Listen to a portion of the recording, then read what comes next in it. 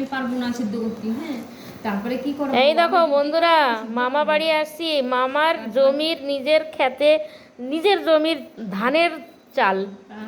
তারপরে না পিসি এই দেখো, এক বছর কিনে খাওয়াইছে, এই যে পেটে ব্যথা, দেখছো চাল, পায়খানা পাতলা, আসতে তো রক্ত। তারপরে ডাক্তার মানে জমি, নিজের জমির যে চালটা, সেটা কি আনন্দ খেতে, ডাক্তার দেখানোর পরে হ্যাঁ না? সে বাজার দিয়ে কিনে খেলো, সেই সেই আনন্দ লাগে না, যে আনন্দ লাগে নিজের জমির, চাল পাল্টাই নিজের জমির খেতে যে চাল হয়, এই চাল খেতে যে কি আনন্দ, তাই কি যে ভালো। 2 অক্ত খাইয়ে ঠিক হয়ে গেছে। তাই তারপরে যে তোমার ওষুধপত্র কিছু ঠিক হয় নাই, তারপরে এই চাল খেয়ে ভালো হয়ে গেছে। চাল খেয়ে ভালো হয়ে গেছে।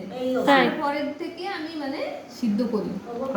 রসা খাই না, কারণ একদিন 2 দিন খাবো, 3 দিন খাবো, পেটের ডাক্তার ওই দুইটা করা। আর আমি শাশুড়ি আর রক্ত বিশ্বাস ওই তো এই রচা খাইলে, কেউ কেউ হয়। আচ্ছা, এই দুধের চা। দুধ চা খাইলো না, গ্যাস হয়। আর যে যা সহ্য করতে পারে রসা না। খাইতেই পারি না।